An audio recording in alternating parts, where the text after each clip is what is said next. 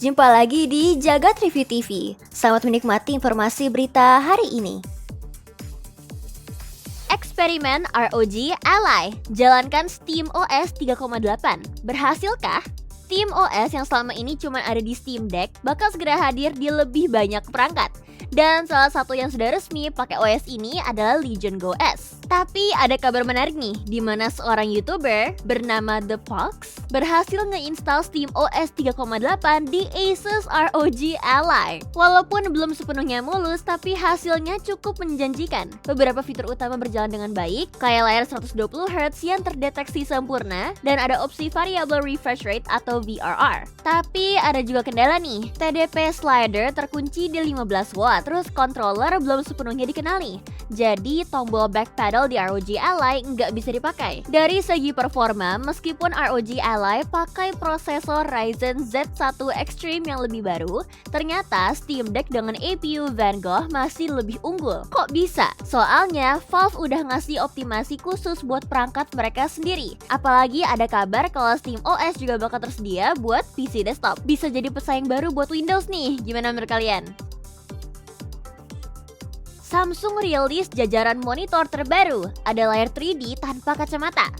Samsung resmi meluncurkan jajaran monitor terbarunya yang pertama kali diperkenalkan di CES 2024. Salah satu produk yang paling mencuri perhatian adalah Odyssey 3D G90XF. Monitor 27 inci beresolusi 4K ini hadir dengan teknologi 3D tanpa kacamata yang memanfaatkan eye tracking, light field display, dan lensa lentikular untuk menciptakan efek kedalaman yang lebih nyata. Selain itu, Samsung juga merilis Odyssey G8 OLED G81SF.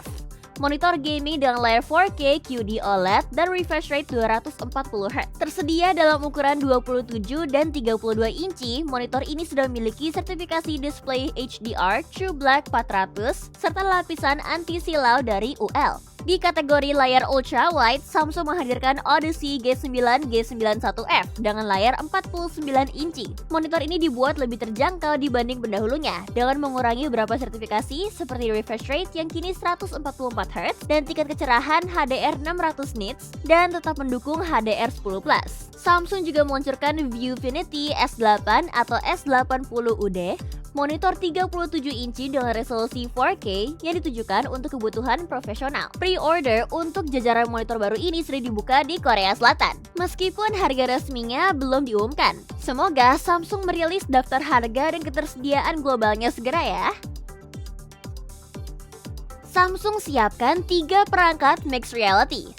Samsung kayaknya semakin serius nih untuk terjun ke dunia XR atau Extended Reality. Menurut laporan ET News, mereka lagi ngembangin 3 perangkat XR. Salah satunya yang sudah dikonfirmasi adalah Project Muhan, yang kemungkinan besar bakal hadir sebagai Galaxy XR. Galaxy XR ini adalah headset VR atau AR yang dirancang buat pengalaman imersif. Tapi yang lebih menarik, Samsung juga lagi bikin 2 kacamata mixed reality lainnya, yaitu Project Haiyan dan Project Jinju. Beda dari Galaxy XR, Haiyan dan Jinju bentuknya kayak kacamata biasa dengan bingkai tipis, tapi tetap dibekali sensor dan mungkin kamera buat fitur XR. Yang unik, audionya bakal dialirkan langsung lewat bingkai, jadi nggak pakai speaker konvensional. Samsung masih belum finalisasi desain dan spesifikasinya, jadi masih bisa berubah atau bahkan belum tentu rilis. Kalau semua berjalan sesuai rencana, Samsung bakal ngenalin ketiga perangkat ini di akhir tahun ini. Galaxy XR sendiri diperkirakan bakal dibanderol sekitar $2.500 Amerika Serikat, jadi masuk kategori premium. Snapdragon 8S Elite bocor. Penerus Snapdragon 8S Gen 3. Dari segi spesifikasi, chipset ini masih menggunakan proses fabrikasi 4 nanometer sama seperti 8S Gen 3. SoC ini dibekali satu core utama Cortex X4 dengan kecepatan hingga 3,21 GHz. Di performa menengah ada 3 core Cortex A720 di 3,01 GHz dan 2 core Cortex A720 di 2,80 GHz. Untuk efisiensi, 2 core Cortex A520 disiapkan dengan kecepatan maksimal 2,02 GHz. Untuk urusan grafis, Snapdragon 8 8S Elite dibekali GPU Adreno 825. Ini menjadi peningkatan dibanding Adreno 735 milik Snapdragon 8S Gen 3. Dari bocoran yang beredar, performa Snapdragon 8S Elite diperkirakan mampu menembus skor Antutu sekitar 2 juta poin. Angka ini menunjukkan adanya lonjakan performa dibanding pendahulunya, sekaligus mengukuhkan posisinya sebagai penerus 8S Gen 3. AirPods Max bakal dapat audio lossless dan low latency. Buat yang pakai AirPods Max ada kabar bagus nih. Apple bakal rilis update bulan depan yang bawa audio lossless dan ultra low latency. Bikin pengalaman dengerin musik dan produksi audio jadi makin maksimal.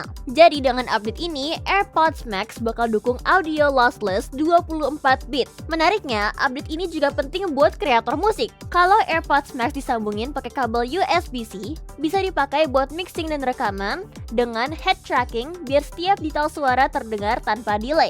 Buat yang hobi nge-game atau streaming, ultra low latency audio ini juga jadi fitur utama di update ini. Apple bilang delay suaranya bakal setara dengan speaker bawaan di Mac, iPad, dan iPhone. Update ini bakal dirilis gratis mulai April lewat pembaruan firmware. Tapi ingat, fitur ini cuma buat AirPods Max model USB-C dan butuh perangkat dengan iOS 18.4, iPadOS 18.4, atau macOS Sequoia 15.4. Apple Watch generasi baru bakal punya kamera AI. Buat apa? Apple sepertinya sudah menyiapkan inovasi baru buat Apple Watch generasi mendatang. Menurut laporan Bloomberg, smartwatch terbaru ini bakal dilengkapi kamera dengan AI dan kemungkinan dirilis dalam 2 tahun ke depan. Nah, kameranya sendiri akan ditempatkan di 2 posisi berbeda tergantung modelnya. Untuk Apple Watch Series, kemungkinan besar kamera akan tertanam di dalam layar, mirip seperti kamera depan pada iPhone. Sementara untuk Apple Watch Ultra, kameranya bakal berada di samping, dekat tombol dan digital crown. Kamera ini berfungsi untuk meningkatkan fitur visual intelligence yang memungkinkan smartwatch ini mengenali objek dan lingkungan sekitar. Jadi seperti Google Lens, kamu bisa langsung mendapatkan informasi tentang benda atau tempat hanya dengan mengarahkannya ke kamera. Selain itu, Apple juga sudah mengembangkan teknologi lain seperti sensor suhu dan pengukuran fisiologis untuk AirPods, serta infrared kamera yang direncanakan hadir tahun 2026. Patut ditunggu ya. ChatGPT Voice dapat update baru, ngobrol jadi lebih natural. OpenAI baru saja merilis update besar untuk Advanced Voice Mode di ChatGPT, yang membuat pengalaman ngobrol dengan AI terasa jauh lebih alami. Kalau sebelumnya, asisten suara ini sering memotong pembicaraan, sekarang percakapan terasa lebih nyaman karena tidak langsung menyela saat kita berpikir atau berhenti sejenak. Salah satu perbaikan utamanya adalah respon AI yang lebih natural. Jadi kita bisa ngobrol dengan ritme lebih santai, tanpa khawatir diinterupsi.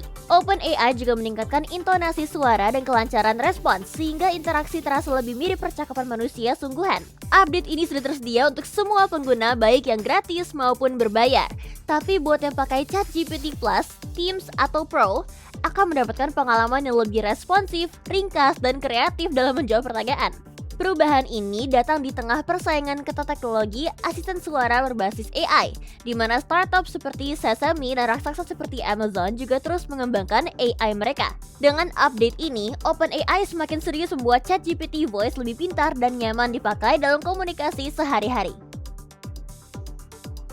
Google akhirnya ngebuka akses uji coba AI Mode di Google Search buat pengguna gratis.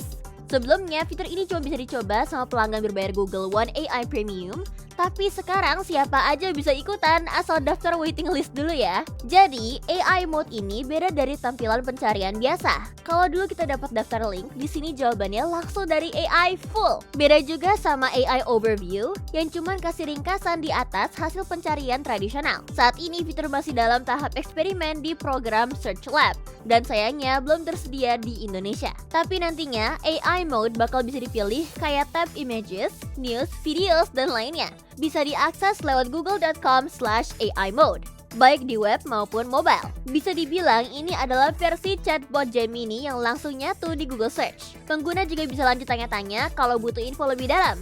Oh iya, fitur ini pakai model AI khusus, yaitu Gemini 2.0, yang sudah dioptimalkan buat menangani pertanyaan kompleks.